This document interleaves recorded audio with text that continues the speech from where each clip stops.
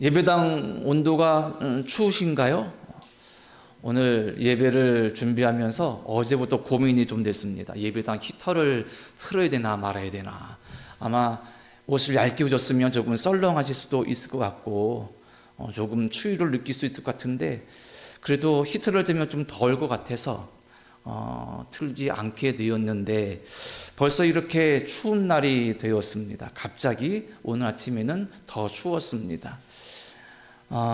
사택에서 이렇게 창밖을 보니까 옆에 놀이터에 길가에 은행나무가 쭉 심겨져 있는데요.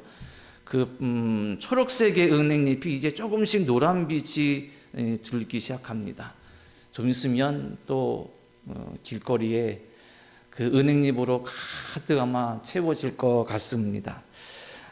나무들은 이렇게 가을이 오는 것을 우리에게 자기들의 나뭇잎을 떨어내는 것으로 보여줍니다. 하지만 나뭇잎이 다 떨어져서 앙상한 가지만 남을지라도 그 나무가 죽은 것은 아니지요.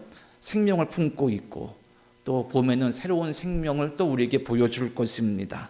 우리도 하나님께 거룩한 산 제물로 예배드리는 이 시간, 우리가 가지고 있는 인간의 어떤 나뭇잎들을 떨어버리고 그리고 믿음 안에 주님께 찬양할 때에 진정한 거룩한 산 제물로 우리가 드릴 수 있는 이 예배가 될 줄로 믿습니다. 교회 건물을 관리하다 보면 청소도 열심히 해야 되고 또 때로는 공사도 해야 됩니다.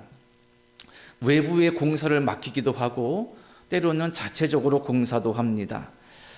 제가 우리 교회 부임해서 얼마 안 돼서 이 본당에 페인트 칠하고 그리고 1층에서 지하 예배당 내려오는 계단에 벽면에 파벽돌을 붙였습니다. 2021년으로 제가 기억하고 있는데 제 친구 목사 중에 아주 여러 가지 일을 다재다능하게 잘할 수 있는 친구가 있습니다. 그 친구 목사의 지도 아래 여러 목사들이 모여서 함께 공사를 했는데 1층에서 이 예배가 내려오는 지하까지 벽면에 타일을 붙이는 일을 거의 하루 동안 꼬박 했습니다. 다른 분에게 맡기면 좋겠는데 친구 목사가 잘할 수 있어서 이제 저희들은 도와서 함께 했습니다. 내려오는 1층에서 지하 예배당까지 좀 벽면이 하얀색이나 좀 밋밋하죠. 인테리어용으로 파벽돌을 붙이는데 그 일이 장난이 아닙니다. 왜냐하면 수평을 맞춰서 잘 붙여야 되고 그리고 또 그냥 모양으로 붙이는 것도 있지만 마지막 부분 가면 또 벽돌을 잘라내야 되기도 합니다. 그 벽돌을 기계를 가지고 잘라내는데 먼지가 어마어마하게 납니다. 그래서 우리 예배당 입구에 거기 밖에 거기다 기계를 놓고 한 친구 목사가 전담해서 그것을 이제 기계로 잘라냅니다. 그래도 먼지가 안으로 엄청나게 들어오고 뒤집어 쓰는 겁니다. 하루 종일 먼지를 뒤집어 쓰고 일하다가 친구들과 함께 잠깐 바람을 쐬려고 차를 타고 동네 한 바퀴를 했습니다. 그리고 옆에 있는 산을 따라 올라갔는데 화장실이 있어서 거기서 들렀다가 옆에 보니까 에어건이 있습니다. 그건 뭐냐면 강한 이 공기 바람이 나오는 그런 기구인데요. 아마도 등산하는 주민들이 내려올 때 몸에도 발에도 신발에도 먼지가 묻으니까 그거를 강한 바람으로 떨어내는 그런 역할을 하는 것이 비치되어 있더라고요. 하루 종일 먼지 뒤집어 썼으니까 친구들은 잘 됐다 싶어서 막 떨어냈습니다. 어느 글에 이런 글이 있더라고요. 산악 가이드분이 하신 말입니다. 에어건은 산을 내려올 때가 아니라 산을 오를 때 사용해야 된다. 등산 마치고 떨어내는 것인데 이 산악 가이드분은 오히려 에어건은 산을 오를 때 써야 된다. 왜냐하면 산을 더럽힐 수 있는 모든 것을 깨끗이 떨어내고 오르는 것이 산에 대한 마땅한 도리이기 때문이다. 이렇게 말했습니다.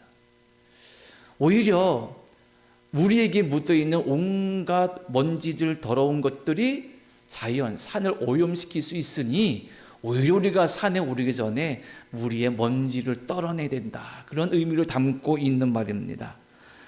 참 통찰력이 깊다. 그런 생각이 들었습니다. 우리는 지금 가을 말씀 여행, 즉 추수감사절을 준비하는 마음으로 가을 말씀 순례 여행을 지금 진행 중에 있습니다. 애굽을 나와서 가나안 땅에 이르는 여정, 즉 출애굽 여정을 보고 있습니다. 우리가 성경에서 출애굽 여정을 아주 소중하고 중요한 말씀으로 여기는 것은 그 출애굽 여정이 세상에서 나와 하나님께로 가는 여정이기 때문입니다.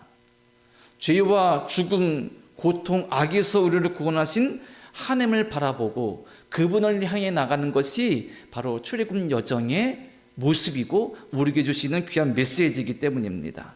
나아가 이 출애굽 여정은 내게 주어진 삶 가운데 있는 죄와 타락, 온갖 욕망과 이기, 시기와 질투, 그리고 갈등과 다툼, 염려와 걱정, 불안해서 우리 주님께로 인도하는 그 길을 우리에게 알려주고 있습니다.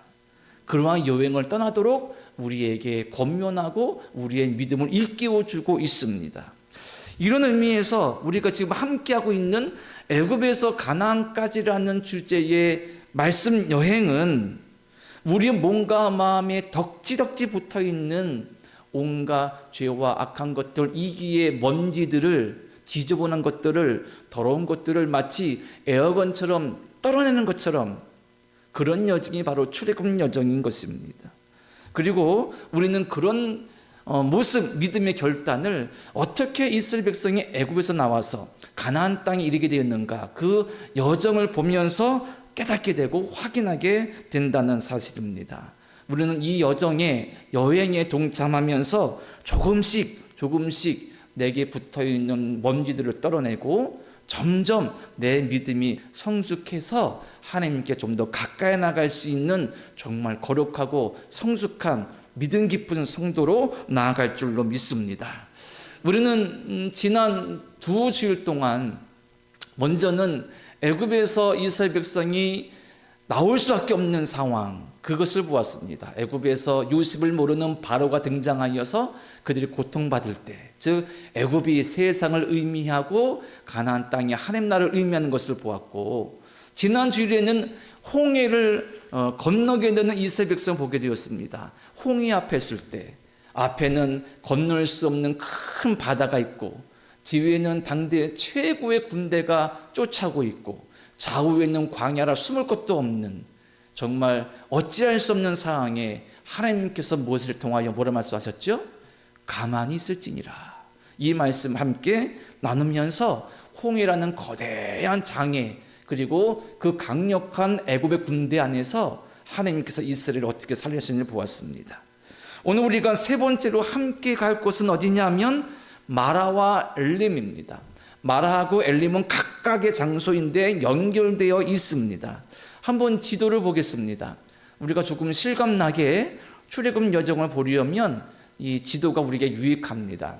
한가운데 보시면 에담 광야라 써 있고 그 이외에 수르 광야 써 있고 그리고 에담과 밑에 마라가 있고 엘림이 있지요.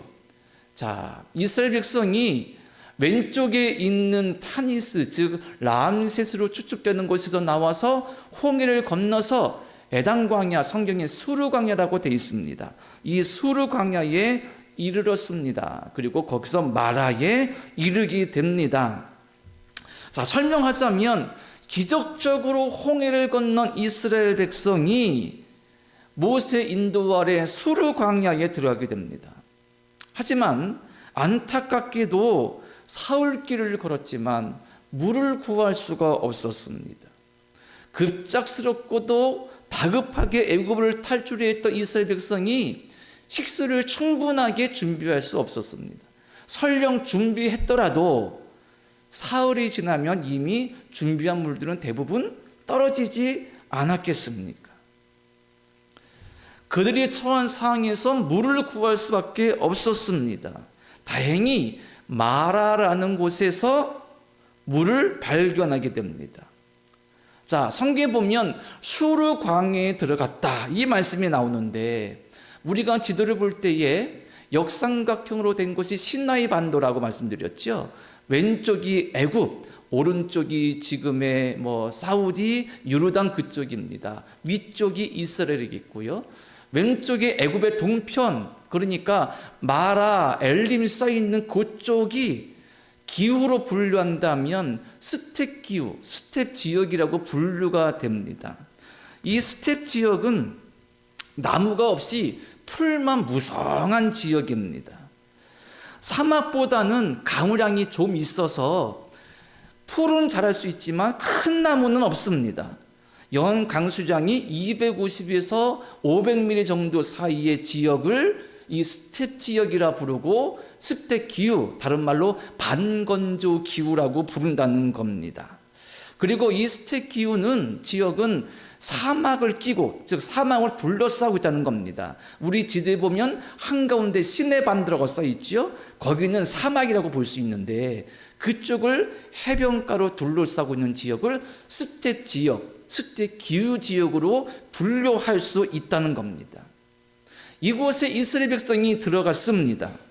이 스텝 지역에는 물도 제법 있는데 거기서 얻을 수 있는 물들은 대부분 소금기가 있는 물들이다 그럽니다. 아마 옆에 수해주만이 있지 않습니까? 아마 그런 바다의 영향이 있지 않을까 생각이 됩니다.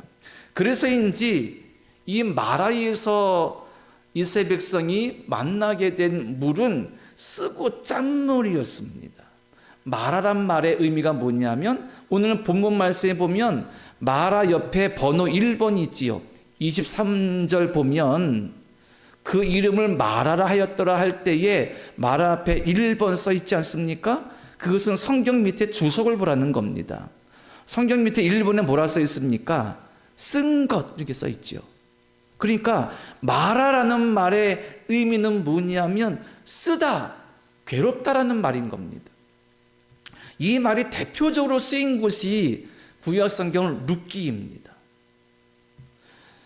나오미가 룻과 함께 모압 땅 가서 남편과 갔다가 남편 죽고 두 아들 잃고 거기서 며느리 얻은 룻과 함께 고향으로 돌아옵니다. 베들레헴 돌아오죠. 그때 동네 사람들이 나오미를 알아보고 막 얘기하자 이 나오미가 뭐라 말하냐면 룻기 1장 20절에 나오미가 그들에게 이르되 나를 나오미라 부르지 말고 나를 마라라 부르라.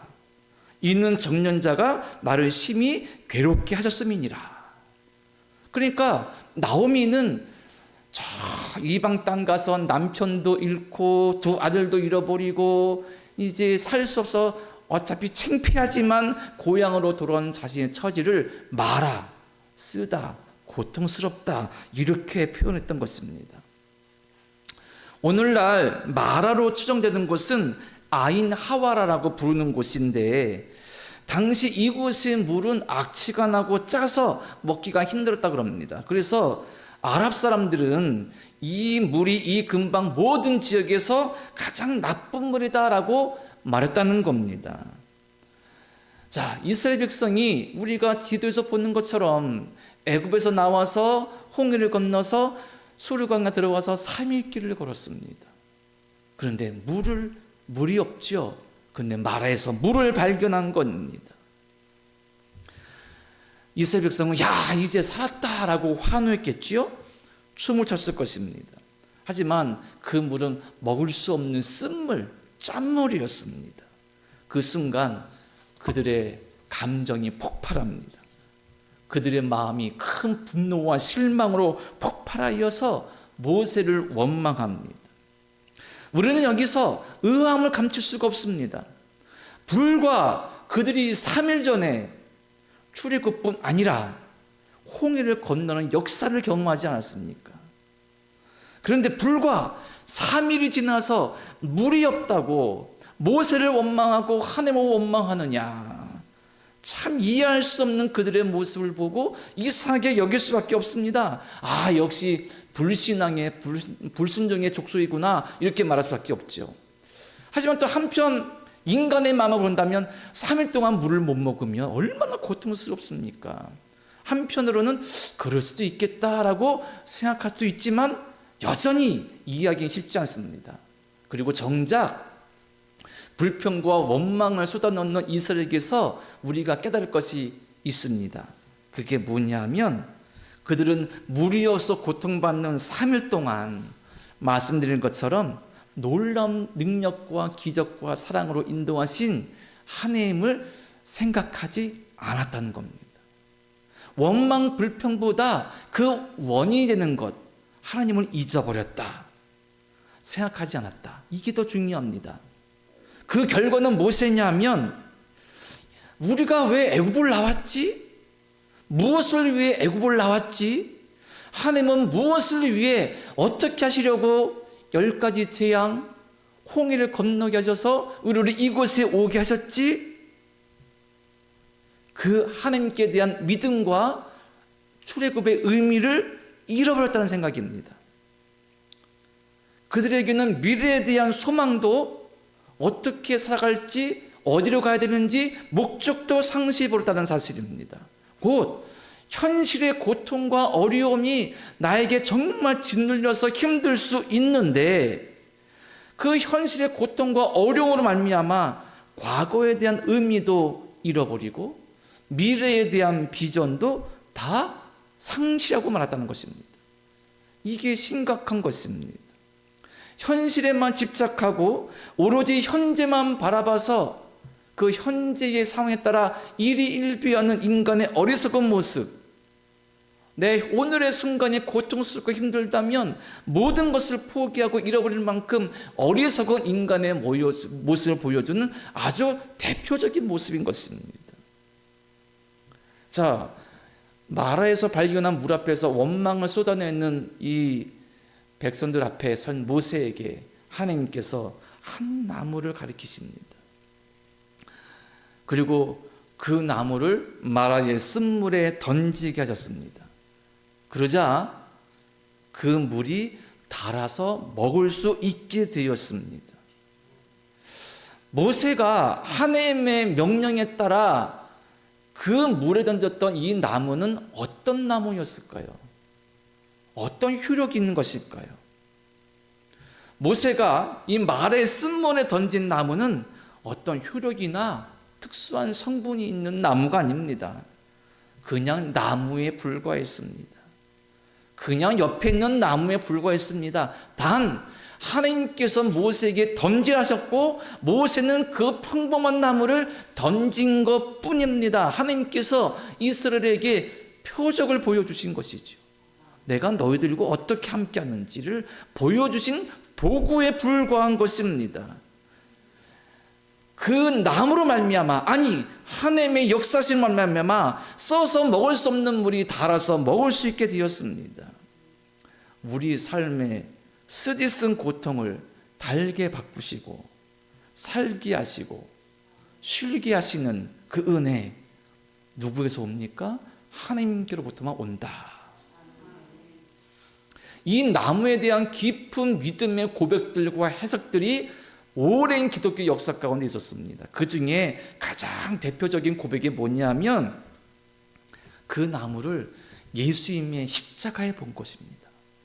예수님의 십자가로 본 것입니다. 예수께서 달려서 무참히 돌아가셨던 그 십자가의 나무, 그 나무를 마라의 쓴물에 던져진 모세가 던진 그 나무로 본 것입니다. 동일시한 것이지요. 무엇입니까?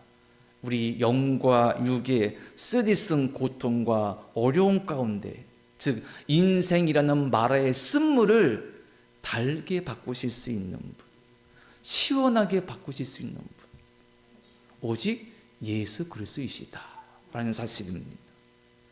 예수님이 말씀하셨죠? 수고하고 무거운 짐진 자들아 다 내게로 오라. 내가 너희를 쉬게 하리라. 요한복음 7장 37절과 8절에 말씀하시기를 명절 끝날 그 큰 날에 예수께서 서로 서서 외쳐 이르시되 누구든지 목마르거든 내게로 와서 마셔라. 나를 믿는 자는 성경 이름과 같이 그 배에서 생수의 강이 흘러나오리라 하시니, 예수께서 서서 외치셨습니다. 누구든지 목마르거든 내게로 와서 마셔라. 요한복음에서 말씀하셨으니까 요한복음 찾아보면 요한복음에 대표적으로 목말랐던 사람 누구 기억나십니까? 수가성의 여인 생각나지요. 이 수가성의 여인은 사람들을 피해서 뜨거운 대낮에 우물가에 물길로 온 사람이지요. 그때 예수님께서 이 여인을 만납니다. 예수께서 말씀하십니다. 내가 주는 물을 마시면 영원히 목마르지 않는다. 이 말을 들은 여인이 주님께 그런 물이 있으면 저도 주십시오. 영원히 목마르지 않는 물이 있으면 제게 주십시오. 다른 말로 하면 내가 너무 목마르고 타는 목마름에 갈증 때문에 살 수 없으니 당신이 그런 말이 있다면 저한테 주십시오. 저도 좀 살게끔. 주님께서는 당신을 생수라고 말씀하셨죠. 그리고 이 여인이 진정 예수님과의 깊은 교제와 만남과 대화 속에서 이분이 메시아다 깨달았을 때에 도망가고 피했던 사람들, 마을 사람들에게 나가서 내가 만난 저 사람이, 지금 우물가에 있는 저 사람이 메시아가 아니냐라고 말할 정도가 되었습니다. 이 말씀 무엇을 뜻합니까? 여인이 가지고 있던 채워지지 않는 갈증, 해결되지 않는 타는 목마름이 해결되었음을, 그가 영적으로 육적으로 진정 살게 되었음을 말씀하고 있는 것입니다. 누가복음 보면 삭개오가 나오죠. 삭개오는 물질적으로는 풍부했습니다. 먹고 살 걱정 없었습니다. 하지만 그의 삶에는 타는 영적 갈망, 목마름, 갈증이 있었습니다. 해결이 안 됩니다. 예수께서 삭개오를 찾아오셨고 그 집에 묵으셨습니다. 그때 삭개오는 어떻게 변화되었습니까? 내 소유의 절반을 가난한 사람에게 주겠습니다. 빼앗은 것이 있으면 4배나 갚겠습니다. 율법에 정해진 것보다 더 많이 갚겠다, 감당하겠다. 이 말씀의 의미는 무엇입니까? 삭개오가 법에 정해진 것보다 더 많이 배상했어? 그것이 아니라 삭개오의 마음속에 채워지지 않고 해결되지 않던 영적 목마름이 해결되었다. 참된 생수를 먹게 되었다. 누구로? 예수님으로 말미암아. 이것을 말해주고 있습니다. 우리도 잊지 말아야 됩니다. 세상에 그 어떤 비싼 생수도, 아무리 기능과 성능 좋은 정수기도, 아무리 깊은 산골짜기에서 흘러나오는 샘물이나 시냇물도 먹으면 다시 목마릅니다. 세상이 아무리 발달하여서 아무리 깨끗한 정수기로 깨끗한 물을 만들어낼 수 있어도 그 물은 오염된 세상 나가면 또 더러워집니다.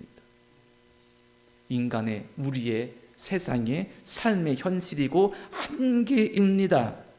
세상에서 영원히 목마르지 않는 물을 구할 수도 없고 영원히 깨끗한 물도 얻을 수도 없습니다. 우리에게 진정한 목마르지 않는 물이, 그리고 진정한 깨끗한 물은 예수님밖에 없고 그분 안에 우리에게 주어지는 은혜인 것입니다. 그러니 우리가 예수 그리스도를 바라볼 때 마라의 쓴물이 단물로 바뀐 것처럼 우리의 삶의 심령에, 우리의 사는 삶에 진정한 생수, 은혜, 목마름을 채울 수 있는 생수를 맛볼 수 있을 것입니다. 자, 이렇게 마라에서 이스라엘 백성이 하나님의 놀라운 은혜를 경험하게 됩니다. 그리고 목마름을 해결하게 됩니다. 그리고 하나님은 이스라엘 백성을 마라를 지나 엘림으로 인도하셨습니다.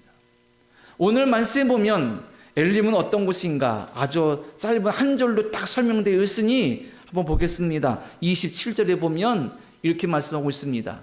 그들이 엘림에 이르니 거기에 물샘 12과 종려나무 70그루가 있는지라 거기서 그들이 그 물 곁에 장막을 치니라. 아멘. 자, 엘림이라는 곳은 이스라엘의 그 거대한 인구 많은 그 숫자가 편안히 쉴 수 있는 거대한 오아시스였습니다. 샘 12개가 있고 종려나무 70그루가 있습니다. 그 많은 인원이 다 먹고 쉴 수 있는 거대한 진정한 오아시스였습니다. 그런데 하나님께서 엘림에 도착하기 전에 이스라엘 백성에게 다음과 같은 것을 요구하셨습니다. 본문 26절입니다. 26절 보시면 이렇게 말씀합니다. 이르시되 너희가 너희 하나님 나 여호와의 말을 들어 순종하고 내가 보기에 의를 행하며 내 계명의 길을 기르며 내 모든 길을 지키면 내가 애굽 사람에게 내린 모든 질병 중 하나도 너희에게 내리지 아니하리니 나는 너희를 치유하는 여호와임이라. 아멘. 하나님께서 마라의 쓴물의 은혜를 경험한 이스라엘 백성을 이끌고 엘림에 이르게 하시기 전에 26절의 말씀을 요청하신 겁니다. 한마디로 정리하면 너는 내 계명을 지켜라. 순종입니다. 순종. 무슨 의미냐면 애굽 곧 세상과 악과 실패와 온갖 죄악을 상징하는 애굽에서 나와 하나님의 거룩한 백성이 되는 거룩한 땅 가나안 땅에 이르려고 할 때에 하나님께서 이스라엘 백성을 당신의 백성다운 이들로 만드시기 위하여서 요청하신 것이 뭐냐면 너희는 내 말에 순종해라. 내 말을 지켜라. 나의 뜻에 합당하게 세워져라. 그래야 너희가 세상에 나와서 영적 가나안 땅 진정한 내 자녀와 백성이 있는 될 수 있는 그곳에 들어갈 수 있으리라. 이렇게 말씀하시고 있는 것입니다. 그리고 이 말씀의 요구, 결단의 촉구, 순종에 대한 권면의 말씀은 이제 시간 지나면 시내산에서 율법을 주시는 것으로 구체화된다는 사실입니다. 그리고 25절 끝에 보면 한 말씀을 더 봅니다. 25절 끝에 그들을 시험하실세. 마라에서의 그 고통은 하나님께서 그들을 시험하신 것이었습니다. 마라의 쓴물, 먹을 수 없는 쓴물 앞에 그들을 세우신 까닭은 그들을 시험하신 것이었습니다. 어떻게 해요? 왜요? 그 쓴물 앞에서 그 마라의 쓴물을 달게 먹을 수 있게 바꾸시는 분은 오직 하나님밖에 없으시다. 그러니 너희는 순종하여 나를 따르라. 내가 너희에게 참된 신과 생명, 엘린과 같은 그것을 너희에게 줄 것이다. 그것은 어디냐? 가나안 땅이다. 너희는 내 백성, 진정한 믿음의 백성이 되어야 된다. 나를 신뢰하고 나를 믿어라. 이 말씀이신 것이지요.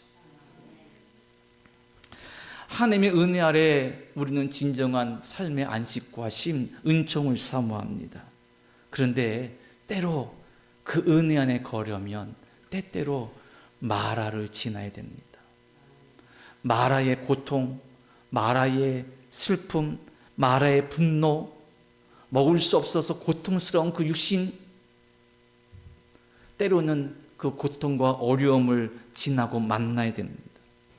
그리고 그 가운데서 하나님을 깊이 묵상하고 하나님을 만나야 됩니다. 그것이 하나님의 섭리입니다. 왜 마라를 주시는지, 왜 쓴물을, 고통을 주시는지 우리가 다 헤아려 알 수 없지만 하나님의 섭리가 그 안에 있습니다. 그래서 우리는 감히 우리 삶에 있는 고난과 어려움 가운데 유익이 있다고 말합니다. 고난과 어려움에도 유익이 있다고 말합니다. 왜? 그 가운데 하나님께서 계시고 그 가운데 하나님의 섭리가 있고 그 가운데 우리에게 요청하시는 바가 있기 때문입니다. 순종으로, 믿음으로 당신의 백성으로 세워지게 원하시는 하나님의 깊은 사랑이 있기 때문입니다. 조금 재미없겠지만 군대 얘기를 하면은 이렇습니다. 군대에는 좀 조직이 있는데 가장 작은 조직이 군대 가면 분대입니다. 분대. 한 7, 8명 정도로 이루어지는 분대에 있고 거기에 작은 분대장입니다. 이 분대장은 사병이 병장쯤 되면은 할 수 있는 거고요. 이 분대가 4개 모아져서 이루어지는 조직이 소대입니다. 소대. 그리고 소대가 4개 소대가 합쳐져서 이루어지는 것이 중대고 중대 다음에 대대, 연대, 사단 이렇게 올라갑니다. 자, 그런데 중대가 조금 의미가 있는 것이 뭐냐면 지금 모르겠으나 제가 군 생활할 때는 한 막사가 있었죠. 직사각형의 막사가 쫙 있는데 안에를 보면 한 5개의 방이 있습니다. 5개의 방에 1소대, 2소대, 3소대, 화기소대가 있고 한가운데 행전반이 있어요. 이렇게 한 건물 안에 4개 소대로 이루어진 것을 중대라 그럽니다. 그리고 한 인원 한 100명 정도 되죠.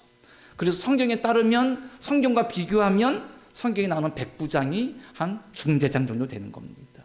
중대를 책임지는. 중대장은 보통 한 대위 정도가 하게 됩니다. 제가 군생활하면서 제 군생활 기간 내에 한 서너 분의 중대장을 받습니다. 근데 그 중에 한 분이 육군사관학교 출신이었습니다. 다른 중대장님들은 ROTC, 학사장교 같은 분들이었어요. 그런데 육사 출신의 이 중대장님은 육사가 그렇지 않습니까? 내가 평생 직업으로 군인으로 살 거야 때문에 군생활을 장교로 하고자 입대한 ROTC 같은 분들과 조금 비교해 보면 절대적이진 않지만 육사 출신 분들은 군인 티가 너무 났어요. 무섭기도 하고 이 투철한 사명감이 보였습니다. 군인으로서. 그래서인지 저희 중대가 10중대였는데 10중대장으로 육사 출신의 대위분이 부임하셨을 때 상급 부대에서 저희 중대를 되게 많이 신뢰하셨던 것 같아요. 왜냐하면 육사 출신 중대장이 있으니까. 그래서 혜택보다는 우리 입장에 사병 입장에서는 고생을 많이 했습니다. 모두 훈련의 선봉은 제가 속한 10중대가 서는 거예요. 왜? 육사 출신 중대장이니까. 행군도 맨 앞에서. 훈련 나가면 저희 부대의 특성상 행군을 많이 했고 산을 하루 종일 넘기도 했습니다. 선봉했으니까 저희 10중대가 선봉에 서는 맨 앞에 서는 거예요. 그럼 지도를 보고 산을 올라갔다 내려갔다 해야 되는데 그 훌륭하신 우리 중대장님이 지도를 잘 못 보시는 것 같아요. 그래서 산 꼭대기에 올라가면 우리 중대장님이 야, 이 산이 아니다, 저 산이다. 내려오는 겁니다. 그러면 저희 뒤에 있는 우리 대대 안에 같이 있던 9중대, 11중대, 12중대는 뒤에서 기다리고 있어요, 앉아서. 우리는 갔다가 다시 내려와서 또 가는 거죠. 그러면 9중대, 11중대, 12중대는 우리 쫓아오는 겁니다. 또 올라가면 여기가 아니다. 또 내려오죠. 올라갔다 내려왔다 올라갔다 내려왔다. 그렇게 산을 탄 적이 여러 번 있습니다. 육사 출신 중대장 때문에 그런 고생도 했던 기억이 납니다. 이 말씀을 드리는 이유는 때로 삶을 오르내리듯이 우리 놀이공원 가면 무서워서 타기 힘들지만 막 청룡열차, 롤러스터 같이 막 위아래를 막 내렸다 올라가는 그런 열차처럼 우리 인생의 삶이 그럴지도 모릅니다. 때로는 좋은 삶으로 막 올라갔다가 때로는 나락으로 떨어지는 것 같고 그런 삶이 우리의 모습일지도 모릅니다. 오늘 말씀 보니까 그런 모습이 우리 삶에 반복되는지도 모릅니다.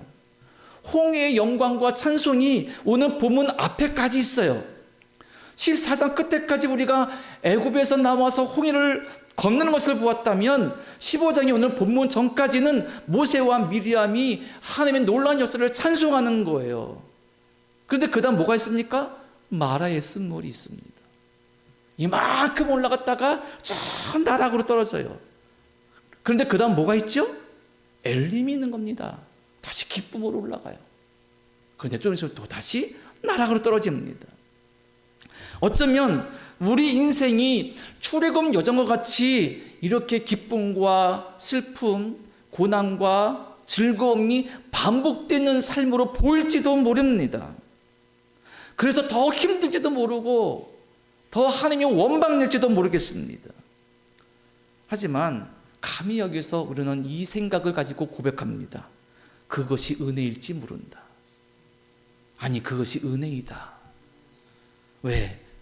오늘 말씀 보니 그 모든 오르내림의 과정 가운데 우리가 다 헤아릴 수 없지만 하나님의 선하신 섭리와 인도하심이 있더라. 그리고 엘림으로 인도하시더라. 하나님은 우리가 더 굳건하고 깊은 믿음의 성도로 세워지기 원하십니다. 당신의 자녀다운 삶으로 살면서 당신께 영광 돌리시는 삶을 살도록 우리를 인도하십니다. 그 가운데 때로 우리에게 마라 같은 쓴물을 주시기도 한다는 사실인 것입니다. 하나님이 심술 나오셔서 우리에게 고통 주시는 것이 아니라 일희일비하기 쉬운 연약한 우리 인생을 좀 더 굳건하고 좀 더 깊게 좀 더 믿음의 마음으로 하나님을 신뢰하고 만날 수 있도록 우리를 인도하시고 우리를 살리시는 것 가운데 마라 같은 쓴물을 허락하시기도 하신다는 사실입니다. 때문에 마라 앞에 서서 하나님의 인도하심을 기억하고 목격하며 엘림으로 나갈 때에 믿음을 얻게 되며 깊은 믿음을 소유한 성도는 마라 같은 쓴물 앞에 설 때 이렇게 고백하지요. 하나님, 저에게 왜 이런 고통 주십니까? 제가 주를 위해 얼마나 충성했는데요. 이 고백이 아니라 하나님, 제가 어떻게 해야 됩니까?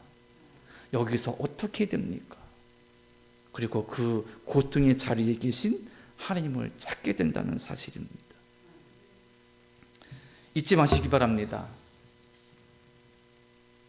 오아시스, 거대한 오아시스, 샘 12이 있고 종려나무 70그루가 있는 그 쉼의 장소 오아시스 엘림에 이르려면 마라를 지나야 됩니다. 스짓은 고통과 절망의 자리를 지나야만 엘림에 이르를 수 있습니다. 그리고 나의 고통의 자리를 좋은 곳으로 바뀔 수 있는 하나님 안에서만 참된 쉼이 있는 엘림에 이를 수 있다는 사실입니다. 나아가서 산을 오르듯이 기쁨과 슬픔이 반복되고 즐거움과 고통이 반복되는 우리 인생 가운데 내가 믿음으로 주님 붙잡고 굳건히 설 때 거기서 우리는 진정한 쉼과 은혜를 맛볼 수 있다는 사실입니다. 말씀을 마칩니다. 엘림에는 12샘물이 있었습니다. 12지파가 하나씩 차지해 주셨습니다. 70그루의 종려나무가 있었습니다. 충분히 모든 백성이 쉴 수 있는 그런 곳이었습니다. 우리 성경 공부할 때 완전수 배우지 않았습니까? 완전수 12, 7 12샘물, 70그루, 그 많은 이스라엘 백성이 충분히 쉴 수 있는 곳이 엘림이었습니다. 그런데 이스라엘 백성들은 마라를 지나 엘림이 있음을 알지 못했습니다. 예상하지 못했습니다. 하지만 하나님은 엘림을 예비해 두셨고 그들이 거기서 쉬기를 이미 계획하셨습니다. 마라와 같이 쓰짖은 삶을 지날 때 우리 눈에도 엘림은 안 보입니다. 우리의 마음에도 엘림을 생각할 여유가 없습니다. 그것이 우리의 눈이고 생각이고 우리 인간의 한계입니다. 하지만 우리의 눈에 우리의 생각에 보이지 않고 헤아릴 수 없는 그 상황 속에서 하나님은 분명히 우리에게도 엘림을 준비해 주셨습니다. 확신합니다. 믿습니다. 어떻게 해요? 하나님께서 예수님 통해 보내주신 그 사랑을 보면 분명히 하나님께서 만화 같은 쓴물에 있을지라도 우리가 끝내는 엘림으로 인도하신다는 사실을 우리는 확신할 수 있는 것입니다. 이 믿음을 가지고 굳건하게 일어서시고 그리고 마라와 같은 쓴물조차 달게 바꾸시는 여호와 하나님을 신뢰하시기 바랍니다. 그리고 내가 다 볼 수 없을지라도 예비되어 있는 엘림을 향하여서 담대히 나아가시는 성도가 되어서 진정 하나님의 은혜 가운데 찬송하는 삶으로 영광 돌릴 수 있는 저와 여러분 되시기를 간절히 축원합니다. 기도드립니다. 하나님 아버지, 마라를 지나 엘림을 바라보기를 간절히 사모합니다. 우리의 삶에 우리가 해석할 수 없고 이해할 수 없고 받아들일 수 없는 마라와 같은 쓴물이 있습니다. 하지만 하나님께서 그 쓴물을 단물로 바꾸시고 진정한 엘림으로 인도하시는 믿습니다. 그리고 예수 그리스도 안에서 보여주신 그 사랑이 그것을 증거하기에 우리가 믿음으로 고백하며 찬송합니다. 이 믿음을 도하여 주시옵소서. 흔들리지 아니하고 마라의 쓴물을 넘어 엘림을 향해 나가도록 우리를 인도하시고 도와 주시옵소서. 예수님의 이름으로 기도드립니다. 아멘.